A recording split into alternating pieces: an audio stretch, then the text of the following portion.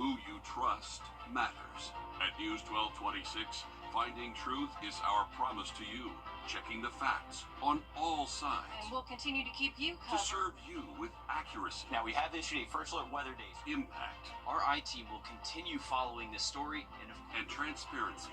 We begin with breaking news happening right now. Empowering you to make the best decisions for your family, for your future. News 1226. Who you trust matters.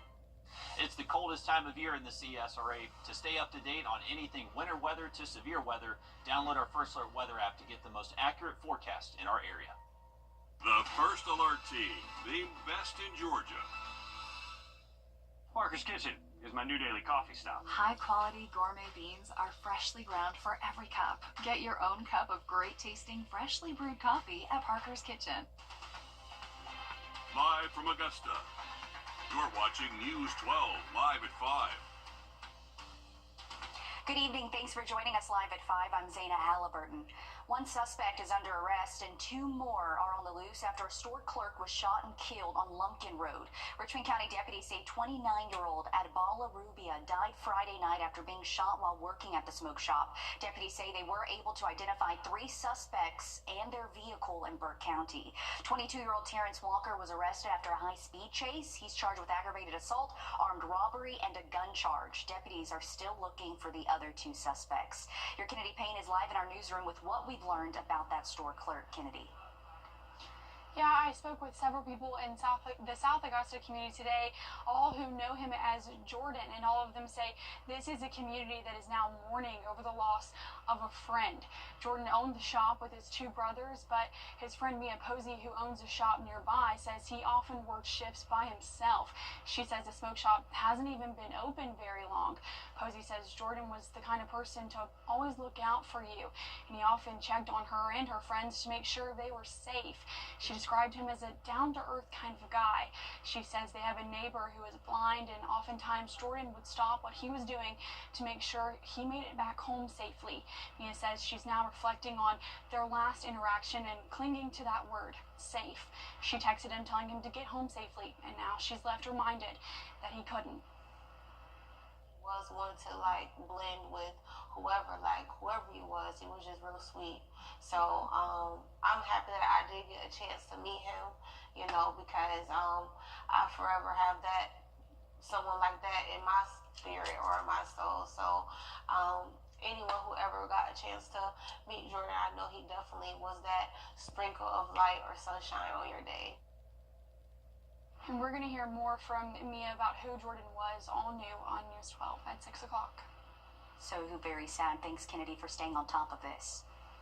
We're going to have much more news ahead right here live at 5. Right now, we're sending things on over to First Alert meteorologist Mikhail Hannah Harding with Mikhail. What's not really a bad day outside? It's not what we saw Friday.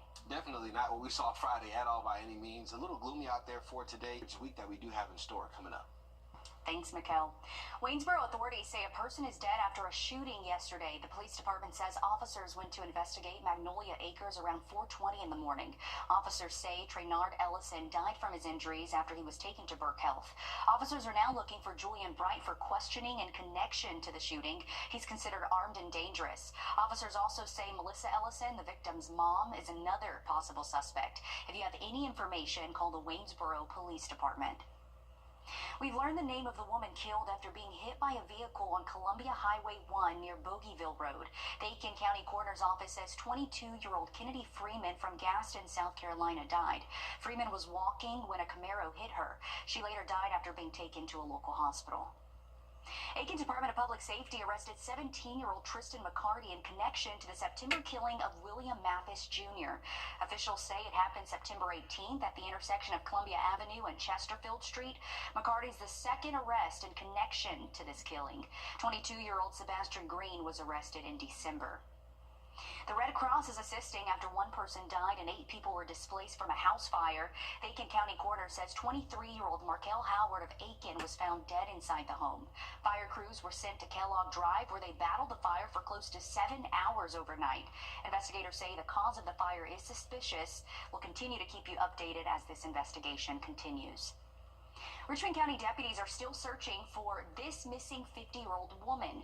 Investigators say Bertina Dalton was last seen at her home on Skinner Mill Road December 22nd. They say she may be traveling to the Atlanta area. If you have any information, be sure to call the Richmond County Sheriff's Office. Rudy Giuliani. Appalachia High School students did not physically attend classes today for the second time in less than a week, but this time it was so staff can learn the new weapons detection security systems. The school board approved the security system after a student was found with a gun at Appalachia High School last week. Parents have been calling for more security measures since the deadly shooting in August. We'll have more on what this security system will do coming up in 30 minutes. Changes could be coming to concealed carry permits. U.S. Senator Lindsey Graham is working on a bill that will allow concealed carry permits to be used in other states, treating the permits like a driver's license. The permits will be valid in other states that allow concealed carry. Graham recently reintroduced the bill into the Senate and found support from more than a dozen other senators. Tomorrow, state lawmakers will be back to work in Columbia as they begin a new legislative session. One of their top priorities, as always, is figuring out how to spend billions of dollars in the next state budget. Your South Carolina State House reporter Mary Green explains how the governor is urging lawmakers to allocate that taxpayer money. On Monday, Governor Henry McMaster released his recommendations for state spending in the year ahead. Among the governor's requests for lawmakers is nearly $250 million focused on South Carolina's recovery from Hurricane Helene. The damage from Hurricane Helene was devastating. The governor wants to put a combined $240 million toward Helene recovery. That includes $150 million to create a new grant program to help local governments, public utilities, and nonprofits that were either denied assistance from FEMA or didn't qualify for it. It is very likely that the state funds will be necessary to offset disaster recovery costs incurred that will not be eligible for one reason or another. Under the governor's proposal, hundreds of millions of dollars would again go toward fixing infrastructure like roads and bridges. McMaster is also calling on lawmakers to accelerate an income tax cut schedule they passed a few years ago to drop the state's highest income tax rate from 6.2% down to 6%. We should continue cutting or eliminating the personal income tax rate as much as we can and as fast as we can. His executive budget would allocate money to raise pay for state law enforcement officers, put funding toward ensuring every school in the state has a school resource officer, and raise teachers' minimum pay up to $50,000. That's been the governor's goal for years, but this proposal would come a year ahead of the target date in 2026 that he had initially set to hit that benchmark. But I emphasize again, we should not stop then. And among the larger projects McMaster is asking lawmakers to fund is South Carolina's first neurological hospital in Columbia through the University of South Carolina. The governor is asking the General Assembly to put $100 million toward it. And again, these are recommendations for lawmakers who will begin taking up budget requests shortly after they gavel into session here on Tuesday. Reporting from the State House, I'm Mary Green. Also among the governor's requests are for lawmakers to allow people to purchase lottery tickets using credit and debit cards. South Carolina is one of just 3 states that still require cash for these purchases, which McMaster says is contributing to dwindling lottery revenues that fund college scholarships and other education programs. Also today, the first Georgia legislative session of the new year begins. We'll hear more on the day's events and some of the bills introduced today from your State House reporter, Abby Kasouris, in the next half hour. As the cold continues to linger this week, some people will turn to other ways to heat their home. We'll show you some of the dangers that can come with those methods after the break. And we are looking mostly dry this week, but chilly in the mornings, especially in our afternoons on the cooler side. We'll break that down in the full forecast coming up next. Time and temp, brought to you by your First Alert weather team. This is not you. .com. We're taking a look now at the FlightAware Misery map, where flights in the southeast are returning to normal after last week's winter weather. Atlanta's Hartsfield-Jackson Airport still has a number of delays, but it has come down over the weekend, which of course is great news. On Saturday, there were lines as long as 2 hours for security, as many people ended up missing their flights. A number of people say they had to spend the overnight hours sleeping at the airport. Since then, airport officials say all runways are operational and all roads are at the airport are clear. So that's good news. We know a lot of people were affected by that. Hey, my grandma was affected by this out of Dallas. She was supposed to fly here, but with that storm too, it's just, better safe than sorry. For sure, better safe than sorry. I remember, I think in Atlanta they had an issue with a plane, with engine failure and things like that before the plane took off, thankfully, but it was a lot going on at the airports across the country, and thankfully they're starting to get back to some sense of normalcy after a pretty hectic finish to the week. But we're looking outside today. It's been looking like rain for a lot of today. Some areas did see a few passing showers earlier in the afternoon. We're looking at temperatures here. Good news. I like the sun. Thanks, Mikkel. With cold temperatures still lingering, some people might turn to different methods to heat their home, and some of those methods can be deadly. Anastasia Almost has more on what you need to know when trying to stay warm this winter.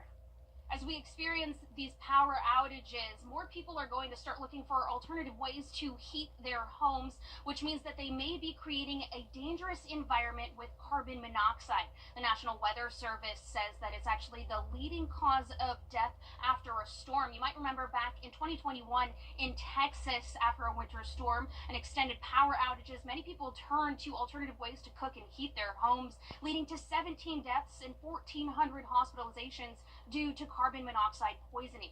It comes from combustion fumes produced in gasoline engines, stoves, generators, and even burning charcoal or wood. Here's what you need to know if power should go out.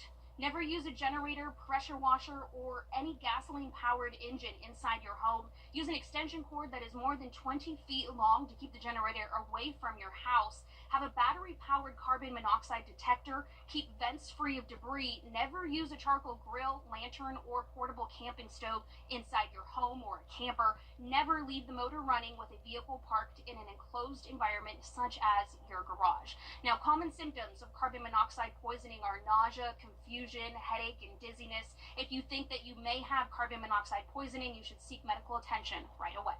In Midtown, I'm Anastasia Olmos. Atlanta News First investigates. Something to stay on top of. If you choose to use another method to heat your home, like a fireplace or a space heater, remember to follow safety guidelines and properly ventilate the area. Coming up, researchers in South Carolina are starting to look into the long-term effects of vaping. We'll show you what group they're looking into coming up. First Alert Radar, powered by Jim Hudson Automotive Group. Are you tired of... Make it easy with 50-month interest-free financing, plus convenient delivery and expert setup so you can focus on the fun during the Roast to Go Kids New Year's sale.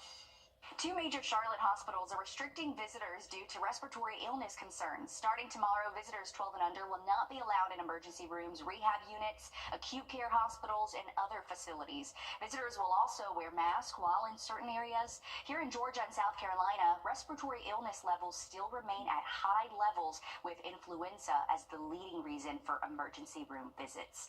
Gotta stay safe out there. It's going around. Researchers at MUSC Sean Jenkins Children's are looking into the long-term effects of vaping, concentrating on cases of ages 12 to 18 to stop any potential dangers later in life.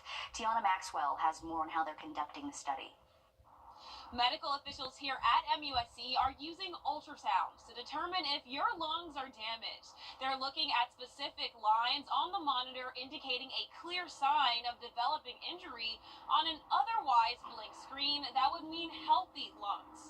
These are called B lines, or a vertical line coming down the lungs, signaling injury as less air passes through. Medical officials at MUSC Sean Jenkins are looking for long-term effects of vaping and e-cigarettes, especially with teens that are coming in with EVALI. That stands for e-cigarette or vaping use associated lung injury, a respiratory illness sending teens to the ICU for not being able to breathe on their own. Dr. Caitlin Boggs at the Children's Hospital says right now long-term effects of vaping are unknown. That's why she says they are ultrasounding about 50 teens that have vaped at least once to bring awareness of potential dangers. She says a particle called vitamin E acetate is linked to these injuries, found in all types of e-cigarettes, not only those with nicotine like people think. It also has things like glycerin and formaldehyde, which cause cancer, and those preservatives are actually what causes the vape to aerosolize. So even the ones that cause nicotine, they have nicotine in them, they have THC, they have delta-8, delta-9 substance-free. They all have the actual particles that do the aerosolization. The study starts with a pre-survey on current behaviors that's later compared to a post-ultrasound survey on any changes to their attitudes. It's followed by 2-week follow-ups on if their vaping usage has gotten lower or higher. So this is just the first part of the hospital study that is expected to be completed by September at the latest. The final data of this study will be completed in 2026. In Charleston, Tiana Maxwell, Live 5 News.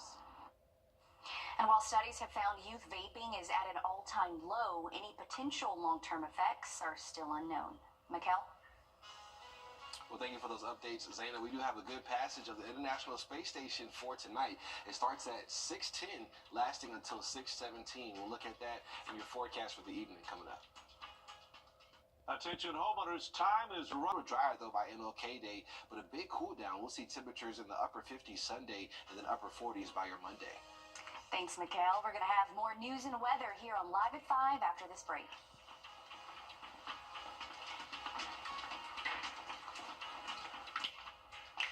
All right. It's the coldest time of year in the CSRA. To stay up to date on anything winter weather to severe weather, download our First Alert weather app to get the most accurate forecast in our area. The 2025 fall and winter clearance at Live.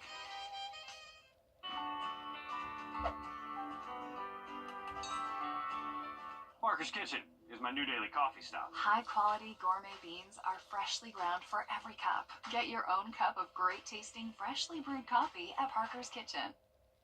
You're watching News 12 Live at 5 continues. Well, it's the last week of the Biden administration, and politics on Capitol Hill are expected to undergo some big changes in the next few weeks.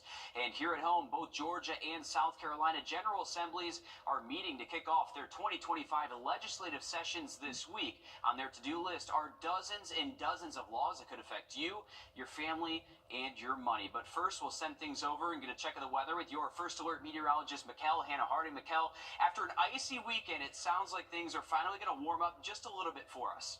It definitely was a cold one out there, Will. We are going to see temperatures this week at least a little closer to average, but a great passage, and I would encourage you to at least try as we get closer to just after 6. We'll look at your full forecast here coming up.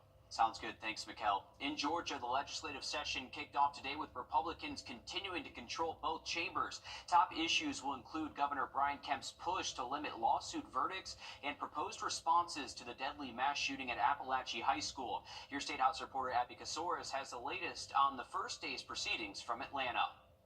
Number 34, Devin Seabaugh. Swearing in, a necessary step. I'm looking forward to working alongside each one of you in this chamber. Smiles and excitement as lawmakers jockey to get their bills filed first.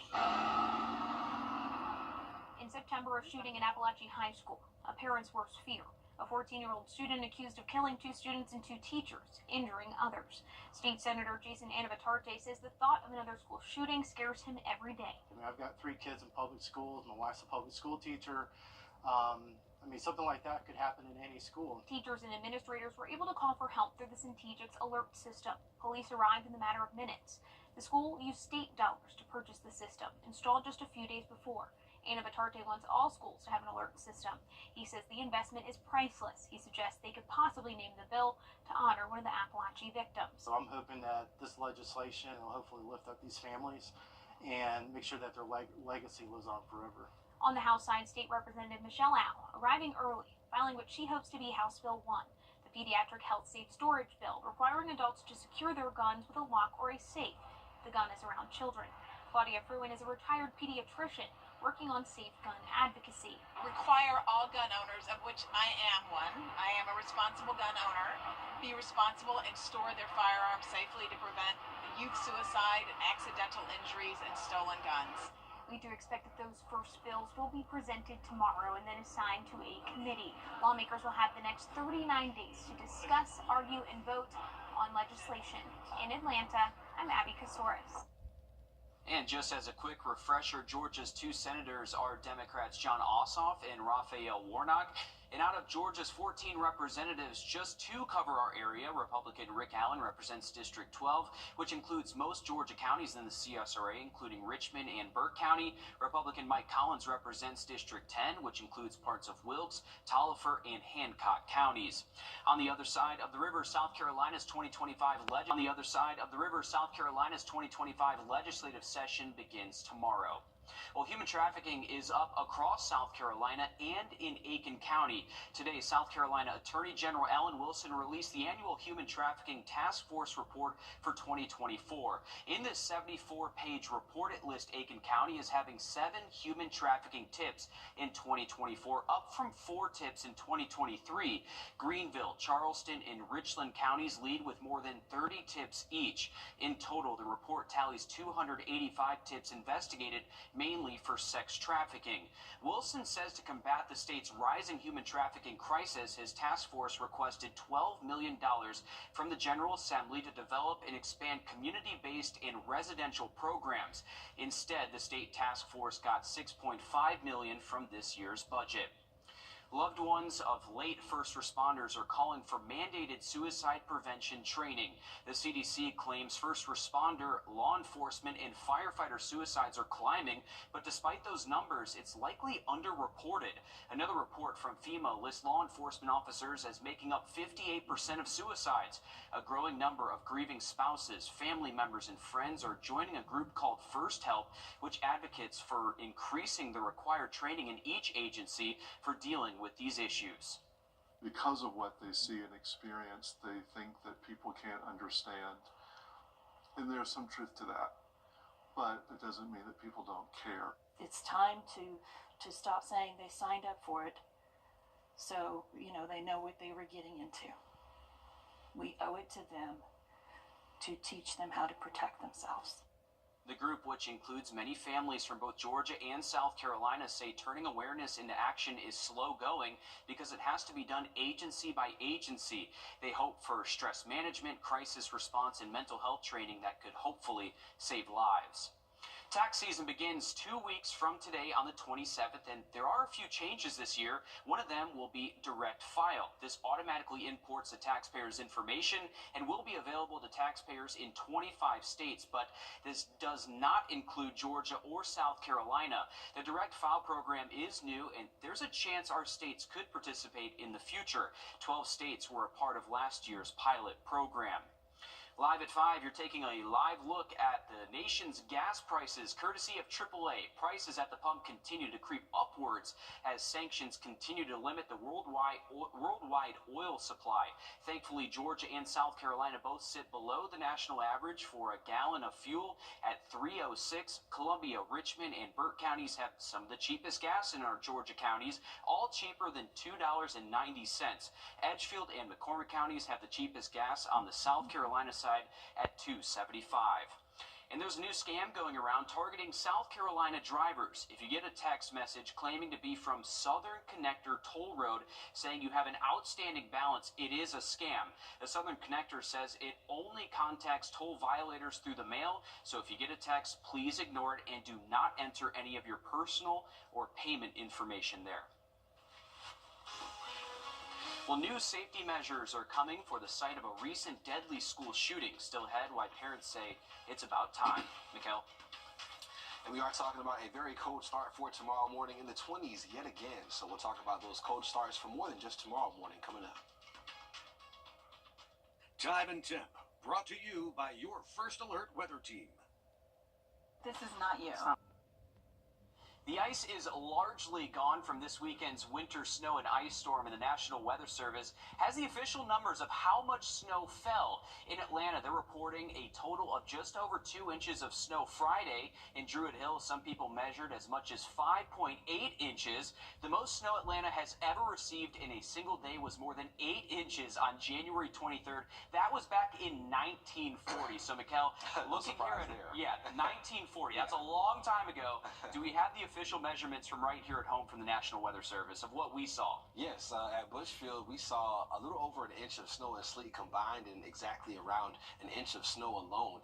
So that was pretty impressive for us, and that's the most snow we saw since 2014, of course, with that historic ice storm, and thankfully we didn't see that similar of a scenario played out. Daniel Field Airport also picked up around half an inch of snow on Friday. So we did see some impressive snow totals for CSRA standards. So we'll call it partly cloudy for your Wednesday, more sunshine Thursday, Friday, and then we're looking at rain chances by the weekend. All right, thanks, Mikhail. Today, instead of learning in the classroom, Appalachia high schoolers worked from home. This to give workers time to install a new weapons detection system. The school was the site of a mass shooting on September 4th that killed 2 students and 2 teachers. And just last week, another student was caught with a gun. Blake Devine spoke to advocates who say this should have been done months ago. On Wednesday, a 14-year-old freshman managed to bring a gun into Appalachia High School before being arrested. It's just going to be at school. I think it's anywhere they go. Parents such as Sean Schultz, who has a 16-year-old son at the school, are still upset as this comes just 4 months after a deadly school shooting claimed the lives of 2 students and 2 teachers here at the high school. There are several students who watched people lose their life, so it's definitely impacted them for the rest of their lives. And it was discouraging, I think, to the most of them that I spoke to that nothing was happening. Late last week, the Barrow County Board of Education held an emergency meeting, unanimously voting to purchase and install an open-gate weapons detection system at all 3 of its high schools. In my mind, should have been step 1 from the beginning. Since September, this should have been already in place, realistically. Layla Contreras is an Appalachia alum. That's just the idea that I've heard. Who criticized the school board for not prioritizing safety sooner. Thinking that lightning doesn't strike twice, even though it got kind of close on Wednesday. Safety! We want it now! For the first time since September, students and parents have hope with this new safety measure being put in place. They have a sense of relief. School should be a place for learning, and they shouldn't have to be in fear all the time. Just the kids knowing that there are starting to be things put into place to prevent that kind of stuff from happening, I think is, for my son personally, I know is a huge relief for him. And for now, the plan is for students to return to campus tomorrow with the new weapons detection system. Stick with us. We're back after a short break. First Alert Radar fast, and only Rooms to Go offers an opportunity like this. So shop the Rooms to Go New Year's sofa sale now through Wednesday. This holiday season, with every new Subaru purchased or leased, Subaru and Gerald Jones Subaru are donating $250 to charity during the 2024 Subaru Share the Love event. Subaru loves learning, and we love supporting Success Team by helping provide students with the learning materials and resources they need to thrive in the classroom. This holiday season, we're also supporting the Augusta Dream Center because Subaru loves to help people experiencing homelessness. It's the Subaru Love Promise. Visit GeraldJonesSubaru.com to learn more.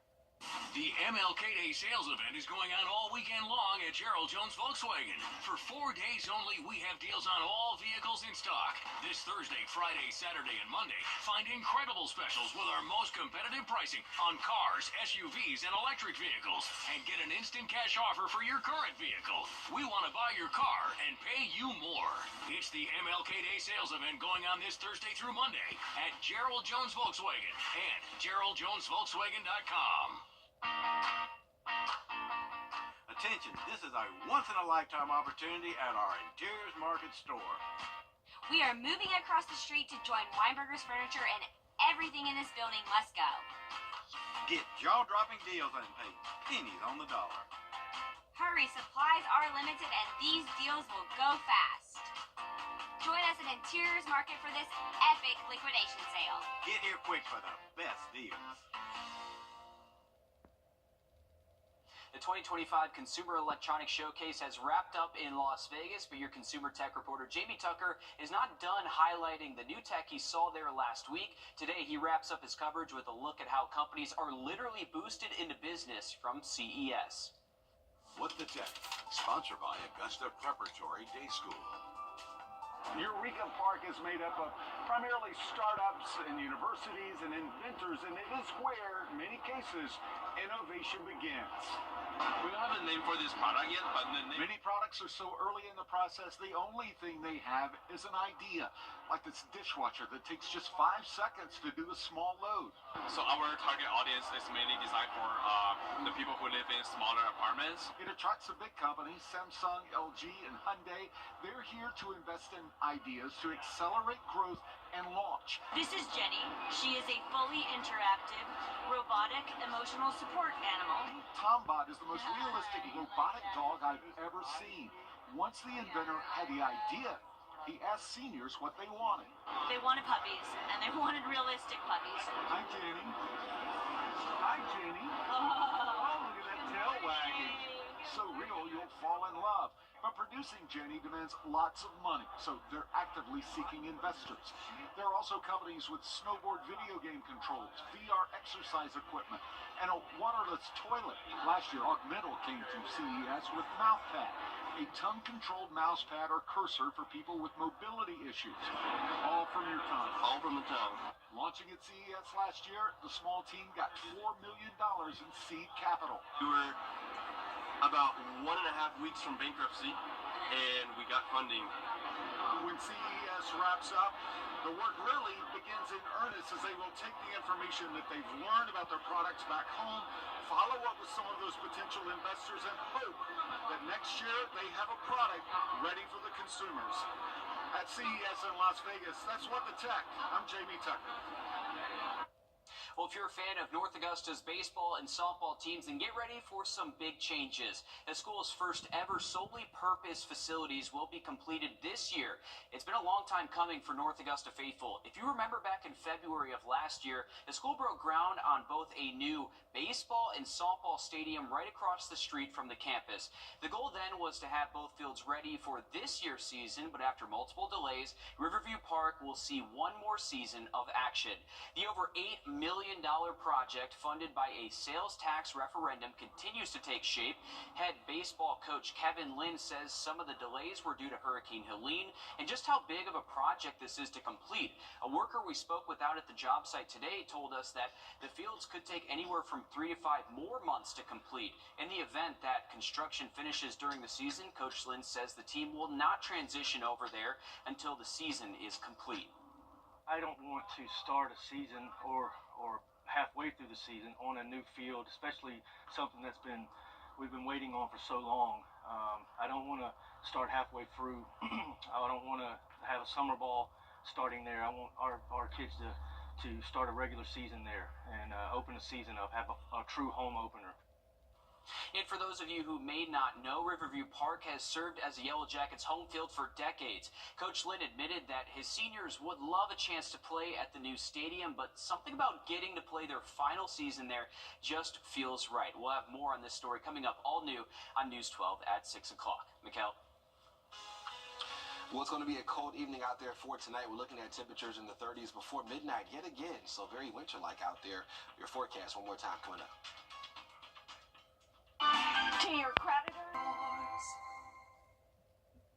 More than 200 dogs, mostly poodle mixes, rescued from deplorable conditions last week in Noonan, Georgia. Since then, we've seen an incredible amount of support for these animals and have some good news to share with you as well. Savannah's Renegade Paws Rescue took in 18 of these dogs who were all in poor health and condition. But now they say all 18 are in foster homes awaiting medical clearance and then hopefully adoption later on. They say they've received hundreds of foster applications and even some more adoption applications as well. Dog groomers, animal hospitals, and volunteers all stepped in to get these animals medical care and back on the right track. And just look at those faces there. It's good to see the community come together for things like this, and it's so sad that those dogs had to go through something like this to get to where they are now, really. No, I definitely agree. No animal deserves to go through that, and it's just good to see the before, especially right there, before and after is crazy. But just look at those pictures right there. I mean, they just look like they know they're in helpful hands. I think animals definitely know, the difference between a good environment and a bad environment. Absolutely. So just glad that this is a positive outcome here, but like you said, just kind of sad that there are people out there that treat animals like this. So just glad we have rescue places and that they can, all 18 of them, that's pretty impressive. They all found their forever homes, hopefully. So we're looking at gloomy skies across the area. This is Columbia County, Grovetown, I-20, 49 degrees right now with the southwest wind at 3. So just not too windy, but it's chilly and cool for most areas today with that gloomy feel out there. We see an area of low pressure to our south. We've seen a few isolated showers for today, but we'll stay nice and dry for the remainder of this evening. And just looking at those clouds slowly clearing out as we head through tonight. Temperatures right now in the 40s and 50s across the area. area, and it's going to be a chilly evening out there as we see clear skies start to build in later tonight and temperatures dropping into the 30s before midnight, and we're looking at low temperatures by tomorrow morning in the 20s for everyone. So it's going to be a cold start, and you will need that winter jacket as you do wake up for tomorrow morning. So bundle up stepping out the door. So far for really the month of January, it's been a very below average and cold month out there. This will likely go down as one of the colder Januaries that we have seen historically there, but mostly sunny here as we head towards tomorrow. A little cloud cover for your Wednesday and staying cool. All right, thanks, Mikhail. Stick with us. We'll have more news, weather, and sports coming up after a short break on News 12 at 6 o'clock.